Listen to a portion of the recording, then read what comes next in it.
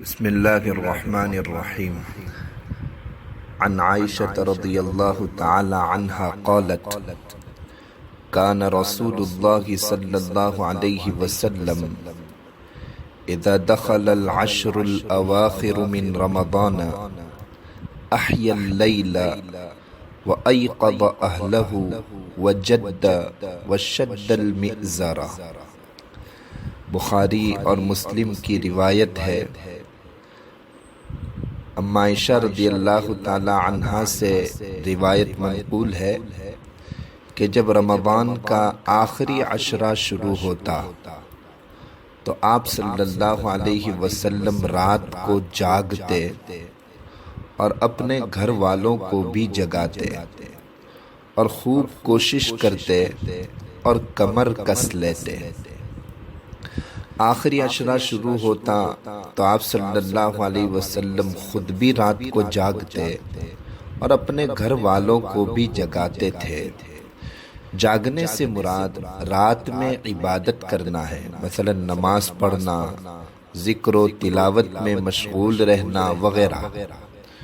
یہ عموماً پوری 10 راتوں تک آپ کا معمول رہتا تھا۔ غور کیا جائے تو اس میں 2 سنتیں نبی کریم صلی اللہ علیہ وسلم کی حدیث میں بیان کی گئی ہے۔ ایک سنت تو یہ ہے کہ آپ اپنے گھر والوں کو بھی عبادت کے لیے بیدار کرتے تھے۔ ہمیں بھی اس سنت پر عمل کرنا چاہیے۔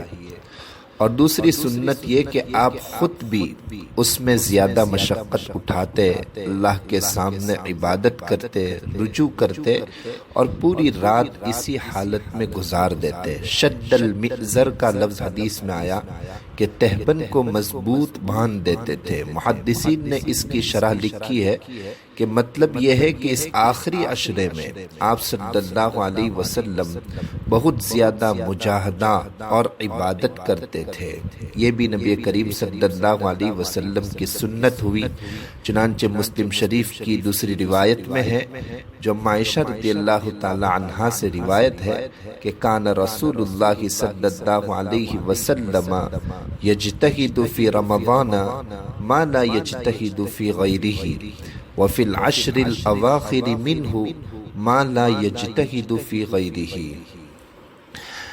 کہ نبی کریم صلی اللہ علیہ وسلم رمضان المبارک میں جتنی مشقت اٹھاتے تھے اتنی غیر رمضان میں نہیں اٹھاتے تھے، اور رمضان کے آخری عشرے میں اتنی مشقت کرتے تھے کہ اتنی اس کے علاوہ کسی دوسرے دنوں میں نہیں کرتے تھے۔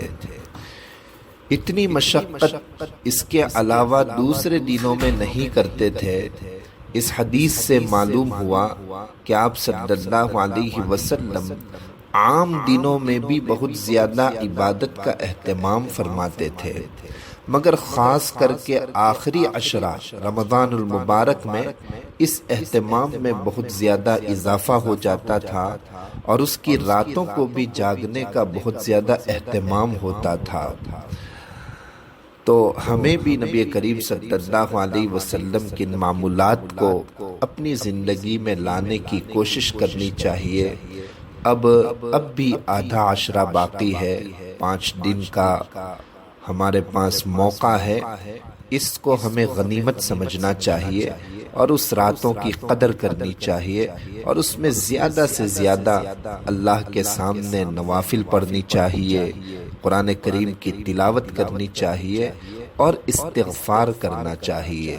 صبح صبح سحری کا جو وقت ہوتا ہے اس میں استغفار کرنے کو پسند فرمایا گیا ہے۔ قرآن کریم میں ہے وَبِالْأَسْحَارِ هُمْ يَسْتَغْفِرُونَ، سحری کے موقع پر استغفار کرنے کو اللہ تعالیٰ قبول فرماتے ہیں اور پسند فرماتا ہے۔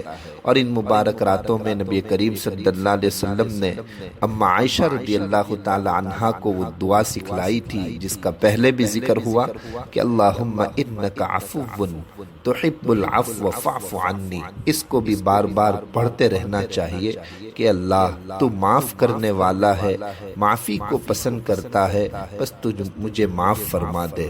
علماء فرماتے ہیں کہ یہ دعا بہت ہی جامع دعاؤں میں سے ہے کہ اس دعا میں دنیا اور آخرت میں ہر قسم کی بھلائی کو جمع کر دیا گیا ہے کہ مغفرت اور بخشش وہ عظیم دولت ہے جو ہر خیر و بھلائی کا نقطہ عروج ہے، اس سے انسان کو بلندی ملتی ہے۔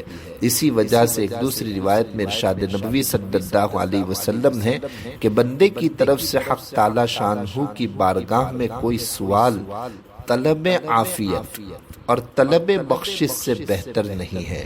اس لیے ہمیں ہمیشہ دعا کرتے رہنا چاہیے، اور ان مبارک راتوں میں یہ دعا بھی کرنی چاہیے کہ اے اللہ اپنے اس مبارک مہینے میں جتنے وعدے فرمائے ہیں آپ نے، اور آپ کے محبوب صلی اللہ علیہ وسلم نے جتنی بشارتیں دی ہے، یا اللہ ہم ان سب کے محتاج ہیں، آپ یہ سب عطا فرما دیجئے۔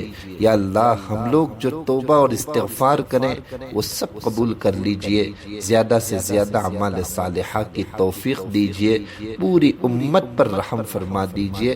اس طرح کی ہمیں دعا کرنی چاہیے۔ اللہ تبارک و تعالی ہمیں عمل کی توفیق عطا فرمائے، ان مبارک راتوں کی قدردانی کی توفیق عطا فرمائے، آمین۔ السلام علیکم ورحمۃ اللہ وبرکاتہ۔